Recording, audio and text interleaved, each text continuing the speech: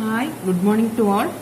നമ്മളിന്ന് ഓസിലേറ്റേഴ്സിന്റെ ഒരു ഇൻട്രൊഡക്ഷൻ ആണ് നമ്മളിന്ന് പഠിക്കാൻ പോകുന്നത്. എന്താണ് ഓസിലേറ്റർ എന്നുള്ളതാണ് ആദ്യമായിട്ട് നോക്കുന്നത്. നമുക്കറിയാം ഓസിലേറ്റേഴ്സ് എന്ന് പറയുന്നത് ഇലക്ട്രോണിക് സർക്യൂട്ട്സ് ആണ്. അത് എന്ത് ജനറേറ്റ് ചെയ്യും? വേവ് ഫോംസ് ജനറേറ്റ് ചെയ്യും. So it is A wave form generator. ഈ വേവ് ഫോം എന്ന് പറയുന്നത് രണ്ട് രീതിയിലാവാം. ഒരു ഹാർമോണിക് അല്ലെങ്കിൽ ഒരു സിൻസോയിഡൽ വേവ് ഫോം ആവാം, അല്ലെങ്കിൽ ഒരു നോൺ സിൻസോയിഡൽ വേവ് ഫോം ആവാം. ഇതിനകത്ത് ആക്റ്റീവും പാസീവും കമ്പോണൻസ് ഉണ്ടാവാം. ബേസിക്കലി ഇതൊരു ആംപ്ലിഫയർ ആണ്. ആ ആംപ്ലിഫയറിനെയാണ് നമ്മൾ ഓസിലേറ്റർ ആക്കി മാറ്റുന്നത്. നേരത്തെ പറഞ്ഞതുപോലെ ഇറ്റ് ക്യാൻ ബി എന്താണ് sinusoidal and non sinusoidal. Oscillators can be sinusoidal and non sinusoidal. Non sinusoidal എന്ന് പറഞ്ഞാൽ സൈൻ വേവ് അല്ല അവിടെ പ്രൊഡ്യൂസ് ചെയ്യുന്നത്. നേരെ മറിച്ച് സിൻസോയിഡൽ ആണെങ്കിലോ സൈൻ വേവ് ആണ് പ്രൊഡ്യൂസ് ചെയ്യുന്നത്. അപ്പൊ നോൺ സിൻസോയിഡലിൽ ഒന്നുകിൽ ട്രയാങ്കുലർ ടൈപ്പ് ഓഫ് വേവ്, അല്ല എങ്കിൽ square type of wave. Square എന്ന് പറയുന്നത് റെക്ടാങ്കിൾ ആവാം. പിന്നെ സാട്ടൂത്ത് ടൈപ്പ് ഓഫ് വേവ്. സാട്ടൂത്ത് എന്ന് പറഞ്ഞത് എങ്ങനെ ഇരിക്കും കണ്ടോ? അറക്കവാളിന്റെ പല്ല് പോലത്തെ, അതാണ് സോട്ടൂത്ത് എന്ന് പറയുന്നത്. അപ്പൊ ഇതുപോലെയുള്ള വേവ് ഫോംസിന് നമ്മൾ റിലാക്സേഷൻ വേവ് ടൈപ്പ് എന്നും പറയും. അതിനെന്തെന്ന് പറയും? റിലാക്സേഷൻ ടൈപ്പ് അല്ലെങ്കിൽ റിലാക്സേഷൻ ഓസിലേറ്റേഴ്സ് എന്നും പറയും. റിലാക്സേഷൻ ഓസിലേറ്റർ എന്നും നമുക്ക് നോൺ സിൻസോയിഡൽ ഇതിനെ ഓസിലേറ്റേഴ്സിനെ വിളിക്കാം. ഓക്കെ, അപ്പോൾ സിൻസോയിഡൽ ഓസിലേഷനെ കുറിച്ചാണ് ഇനി നമ്മളിവിടെ പഠിക്കാൻ പോകുന്നത്.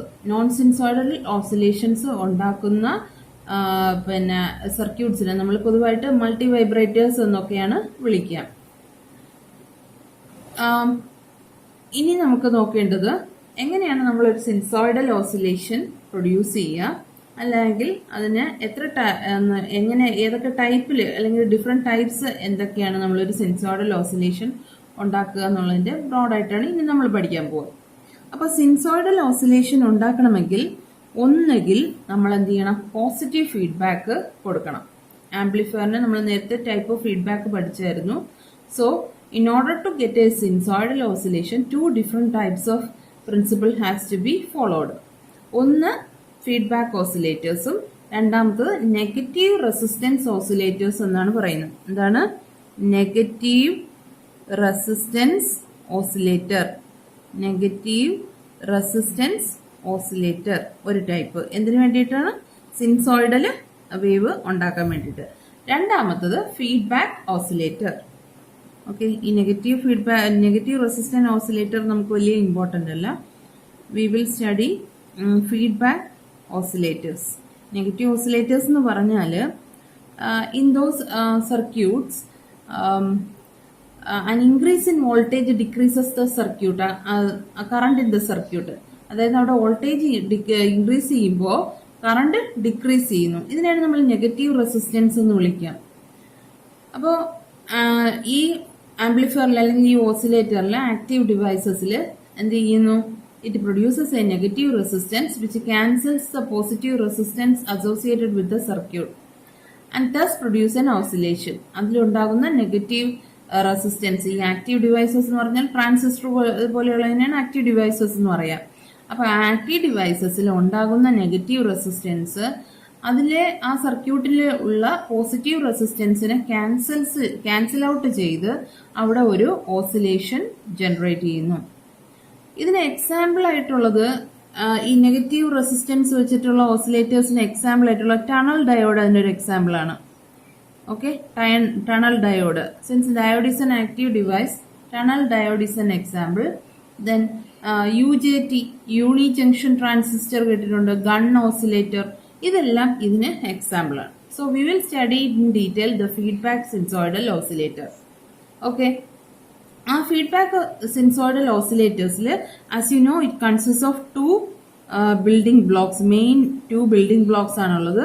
ഒന്ന് ഒരു ആംപ്ലിഫയർ, രണ്ടാമത്തത് ഒരു ഫീഡ്ബാക്ക് സർക്യൂട്ട് അല്ലെ. ഇത് രണ്ടുമാണ് നമുക്ക് എസെൻഷ്യൽ ആയിട്ട് നമുക്ക് ഫീഡ്ബാക്ക് സിനുസോയിഡൽ ഓസിലേറ്റേഴ്സിൽ വേണ്ടത് അല്ലെ. അപ്പൊ നമുക്കറിയാം നമ്മൾ എന്ത് ചെയ്യുന്നു, ഒരു ഇൻപുട്ട് കൊടുക്കുന്നു, അതിൽ നിന്നും ഒരു ഔട്ട്പുട്ട് ജനറേറ്റ് ആവുന്നു. ഇതിന്റെ ഒരു പാർട്ടിന് നമ്മൾ എടുത്ത് എന്ത് ചെയ്യുന്നു, ഫീഡ്ബാക്ക് കൊടുക്കുന്നു. ഫീഡ്ബാക്ക് ഒരു പാർട്ട് എന്ന് പറയുമ്പോൾ ബീറ്റ ഇൻറ്റു ഇവിടെ നിന്ന് എന്താണ് 5O എന്നാണ് വരുന്നതെങ്കിൽ ബീറ്റ ഇൻറ്റു 5O എന്ന് നമ്മൾ എഴുതുന്നു. അതിനെ നമ്മൾ എന്ത് ചെയ്യുന്നു, അതിനെ നമ്മൾ ഇൻപുട്ടായിട്ട് ഫെഡ് ചെയ്യുന്നു. മനസ്സിലായോ?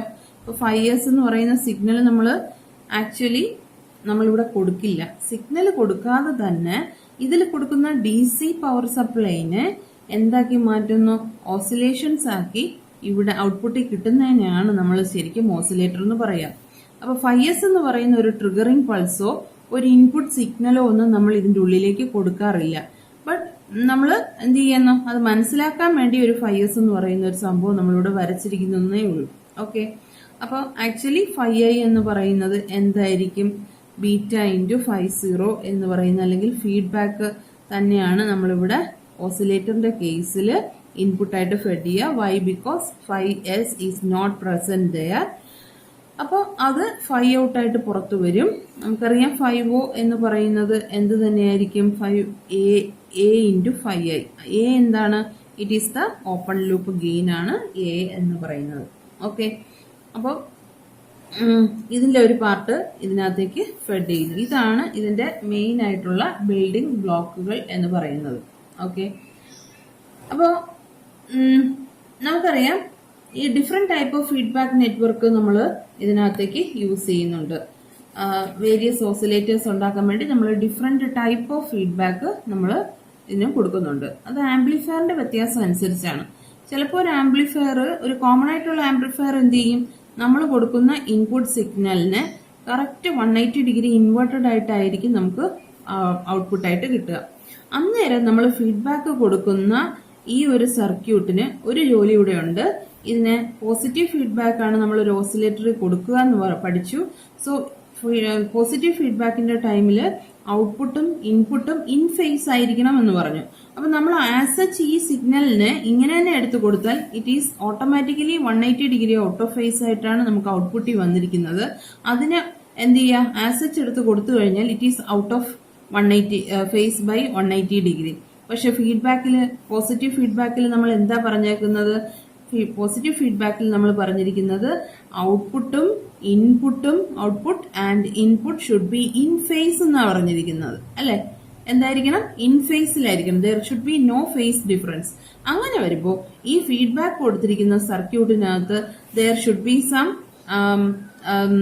എന്താണ്, ഒരു സംവിധാനം വേണം ഈ ഔട്ട് ഓഫ് ഫേസിനെ എന്താക്കി മാറ്റാൻ വേണ്ടി, പിന്നെ ഇൻ ഫേസിലേക്ക്, ഇൻപുട്ടിലേക്ക് ഫെഡ് ചെയ്യാൻ. അപ്പൊ അന്നേരം ഫീഡ്ബാക്ക് ആയിട്ട് യൂസ് ചെയ്യുന്ന സർക്യൂട്ടിന് എന്തിനുള്ള കഴിവ് വേണം, ഈ ഔട്ട് ഓഫ് ഫേസിൽ ഇരിക്കുന്ന ഔട്ട്പുട്ടിനെ ഇൻ ഫേസിലാക്കാനുള്ള കഴിവ് വേണം. അപ്പൊ there should be some system inside this feedback network to produce another 180 degree phase shift in order that feedback signal is in phase with the input to the amplifier. മനസ്സിലായോ? ഇനി other type of feedback oscillators എന്ന് പറഞ്ഞാൽ ആംപ്ലിഫയറിൽ in ഫേസിൽ തന്നെ output generate ചെയ്യുന്ന പിന്നെ amplifiers ഉണ്ട്. ഈ ആംപ്ലിഫയർ നമ്മൾ കൊടുക്കുന്ന ഇൻപുട്ടിന് അതുപോലെ തന്നെ ഫേസിൽ ഔട്ട്പുട്ടിൽ ആംപ്ലിഫൈ ചെയ്ത് തരുന്ന ആംപ്ലിഫയേഴ്സ് ഉണ്ട്. അതിനൊരു എക്സാമ്പിൾ ആണ് RC ഫേസ് ഷിഫ്റ്റ്. നമ്മൾ പഠിക്കുന്നുണ്ട്. RC ഫേസ് ഷിഫ്റ്റിൽ നമ്മൾ എന്ത് ചെയ്യുന്നു, അതിന്റെ ഔട്ട്പുട്ടിൽ ഒരു ആറും സിയും കൂടെയുള്ള ഒരു പാരലൽ കോമ്പിനേഷൻ 3 നമ്മൾ കൊടുത്തിട്ട് അതിനെ ഫേസ് ആയിട്ട് തന്നെ നമ്മൾ ഔട്ട്പുട്ടിലേക്ക് കൊണ്ടുവരുന്നു. ഇങ്ങനെയാണെങ്കിൽ ഈ കൊടുക്കുന്ന ഫീഡ്ബാക്ക് നെറ്റ്വർക്കിൽ ഫേസ് ഡിഫറൻസ് ഉണ്ടാക്കേണ്ട ആവശ്യമില്ല. അതിനെ അങ്ങനെ തന്നെ നമുക്ക് എന്ത് ചെയ്യാം, അതുപോലെ തന്നെ ഇൻപുട്ടിലേക്ക് വീണ്ടും ഫെഡ് ചെയ്യാം. അപ്പൊ എന്താണ്, no phase shift between its input and output. അതിന് വേണ്ടുന്ന ഒരു അറേഞ്ച്മെന്റ്സ് ഒന്നും ആ ഫീഡ്ബാക്ക് നെറ്റ്വർക്കിനകത്ത് ആവശ്യം ഇല്ല. അപ്പൊ ഇങ്ങനെ ഈ തരത്തിൽ ഉള്ള 2 ആംപ്ലിഫയർ നമ്മൾ എന്ത് ചെയ്യുന്നു, ഈ ഓസിലേറ്റേഴ്സിന് വേണ്ടി ഉപയോഗിക്കുന്നു. Depending on the type of feedback network used, the feedback oscillators R classified in various categories. നമ്മൾ ഈ ഫീഡ്ബാക്ക് നെറ്റ്വർക്കിന് നമ്മൾ എന്തൊക്കെ പാസീവ് ഡിവൈസസ് ആണ് യൂസ് ചെയ്യുന്നത് അതനുസരിച്ചിട്ട് നമുക്ക് എന്താണ് ഈ ഫീഡ്ബാക്ക് നെറ്റ്വർക്ക് 2 തരത്തിൽ കൊടുക്കാം. അപ്പൊ അക്കോർഡിംഗ് ടു എന്താണ് feedback circuit according to the requirement of feedback circuit network. The feedback oscillators are classified into LC oscillator and RC oscillator. എന്തൊക്കെയായിട്ട് മാറ്റുന്നു? LC and RC oscillator. L stands for inductor, C stands for capacitor, R stands for resistance again. അപ്പൊ ഈ രണ്ടെണ്ണം ഉപയോഗിക്കുന്നത് കൊണ്ട് നമ്മൾ two different type of feedback oscillators ഉണ്ട് എന്നുള്ളത് മനസ്സിലാക്കാം. അപ്പൊ ഇന്ന LC ഓസിലേറ്ററിൽ നമ്മൾ ഫീഡ്ബാക്ക് സർക്യൂട്ടിന് വേണ്ടി ഇൻഡക്ടൻസും കപ്പാസിറ്റൻസും യൂസ് ചെയ്യുന്നെങ്കിൽ RC സർക്യൂട്ടിനകത്ത് റെസിസ്റ്റൻസും കപ്പാസിറ്ററും ആണ് യൂസ് ചെയ്യുന്നത്. LC ടൈപ്പിന് എക്സാമ്പിൾ ആണ് നമ്മൾ കോൾപിറ്റും പിന്നെ ഹാർട്ട്ലി ഓസിലേറ്റേഴ്സും. ഈ രണ്ട് ഓസിലേറ്റേഴ്സ് ഹാർട്ട്ലി ആൻഡ് കോൾപിറ്റ്, ഇത് രണ്ടും എന്താണ് ഈ പിന്നെ LC ഓസിലേറ്റേഴ്സിന് എക്സാമ്പിൾ ആയിട്ടാണ് ഹാർട്ട്ലിയും കോൾപിറ്റും വരിക. ഓക്കെ, ഇനി RC ഓസിലേറ്ററിന് എക്സാമ്പിൾ ആയിട്ട് RC phase shift oscillator and Wien bridge oscillators ആണ് വരിക. RC phase shift and Wien bridge oscillator, ഇത് രണ്ടും RC ഓസിലേറ്റേഴ്സ് ആണ്. വീൻ ബ്രിഡ്ജ് ഓസിലേറ്റേഴ്സ്, ഇത് രണ്ടും RC ഓസിലേറ്റേഴ്സ് ആണ്. ഓക്കെ, അപ്പം ഫീഡ്ബാക്കിന്റെ നെറ്റ്വർക്കിന് നമ്മൾ യൂസ് ചെയ്യുന്ന കമ്പോണൻസ് അനുസരിച്ച് നമുക്ക് ഇതിനെ രണ്ടായിട്ട് തരംതിരിക്കാം. LC oscillators and RC oscillators. LCയുടെ എക്സാമ്പിൾ ഹാർട്ട്ലി ആൻഡ് കോൾപിറ്റ്. RCയിലെ RC phase shift and Wien bridge oscillators are example for RC. Okay, LCയുടെ ഒരു പ്രത്യേകത എന്താണെന്ന് വെച്ചാൽ അത് ടെമ്പറേച്ചറിനനുസരിച്ചും ടൈമിനനുസരിച്ചും വേരി ചെയ്യുന്ന ഓസിലേഷൻസ് ആണ് LCയിൽ പ്രൊഡ്യൂസ് ചെയ്യുക. അപ്പോൾ അതുകൊണ്ട് തന്നെ frequency does not remain constant at desired value. അതിന്റെ ഒരു പോരായ്മയാണ്, LCയുടെ ഒരു പോരായ്മയാണത്. LC എന്ന് പറയുന്ന oscillator frequency of oscillation depends on the value of L and C which changes with time and temperature. സമയത്തിനനുസരിച്ചും ടെമ്പറേച്ചറിനനുസരിച്ചും ചേഞ്ച് ചെയ്യുന്ന ഒരു ഫ്രീക്വൻസി ഓഫ് ഓസിലേഷൻ ആണ് LC പ്രൊഡ്യൂസ് ചെയ്യുക. ഓക്കെ, എക്സലന്റ് ഫ്രീക്വൻസി സ്റ്റെബിലിറ്റി ഉണ്ടാക്കാൻ വേണ്ടി നമ്മൾ ക്രിസ്റ്റൽ ഓസിലേറ്റർ ഉപയോഗിക്കാം. അതിവിടെ വേണ്ട, പറഞ്ഞു എന്നേ ഉള്ളൂ. ഓക്കെ, അപ്പൊ ഇനി ഈ ഫ്രീക്വൻസി ഉണ്ടാക്കുന്ന അതിന്റെ റേഞ്ച് അനുസരിച്ച് ഓസിലേറ്റേഴ്സിനെ അഗെയിൻ നമുക്ക് 5 ആയിട്ട് ഡിവൈഡ് ചെയ്യാം. ഒരു ഓസിലേറ്റർ പ്രൊഡ്യൂസ് ചെയ്യുന്ന ഫ്രീക്വൻസി റേഞ്ച് അനുസരിച്ച്, ഔട്ട്പുട്ടിൽ പ്രൊഡ്യൂസ് ചെയ്യുന്ന ഫ്രീക്വൻസി റേഞ്ച് അനുസരിച്ച് നമുക്ക് ഇതിനെ 5 ആയിട്ട് കാറ്റഗറൈസ് ചെയ്യാം. ഒന്ന് ഓഡിയോ ഫ്രീക്വൻസി. ഓഡിയോ ഫ്രീക്വൻസി ഞാൻ AF എന്ന് എഴുതും. Audio frequency it ranges from 20 Hz to 20 kHz. അതാണല്ലോ നമ്മുടെ ഓഡിബിൾ റേഞ്ച് എന്ന് പറഞ്ഞാൽ 20 Hz ടു 20 kHz ആണ്. Then radio frequency or RF, അതെന്ന് പറയുന്നത് 20 kHz മുതൽ ടു 30 MHz വരെയാണ് അതിന്റെ റേഡിയോ ഫ്രീക്വൻസി. മൂന്നാമത്തത് very high frequency or VHF oscillators which ranges from 30 to 300 MHz. And ultra high frequency or UHF, very high frequency പിന്നെ ultra high frequency oscillators ഉണ്ട്. അത് 300 MHz to 3 GHz. 300 MHz മുതൽ 3 GHz വരെയാണ് UHF range ചെയ്യുക. Then microwave oscillators, അതേതാ microwave oscillators. അവ ഏത് മുതൽ ഏത് വരെയാ? 3 GHz ടു 30 GHz. ഓക്കെ, അപ്പൊ ഇതാണ് ഓസിലേറ്റേഴ്സിന്റെ ഒരു